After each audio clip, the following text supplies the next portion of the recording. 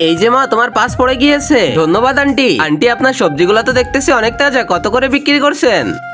হ্যাঁ মা, এগুলো এক গোছা 10 টাকা, সকালেই জমি থেকে তুলে এনেছি। আন্টি, এত সুন্দর সবজি এত কম দামে কেন বিক্রি করছো? আমি আমার কাজ আমি ইমানদারের সঙ্গেই করি। আন্টি, আমি এই সবজিগুলো কিনতে চাই, কিন্তু তুমি এত সবজি কি করবে? ম্যাডাম, আমাদের মিটিং এর জন্য দেরি হয়ে যাচ্ছে। এই নিন 1000 টাকা, আমি মিটিং শেষ করে এসে সবগুলো সবজি নিয়ে যাব। ঠিক আছে মা, আমি তোমার জন্য অপেক্ষা করব। এদিকে অ্যানি মিটিং করতেছিল আর ওদিকে আন্টি অ্যানির জন্য অপেক্ষা করতেছিল। অপেক্ষা করতে করতে রাত হয়ে যায় আর অনেক জোরে বৃষ্টি শুরু হয়। ও আন্টি অ্যানির জন্য অপেক্ষা করতে থাকে।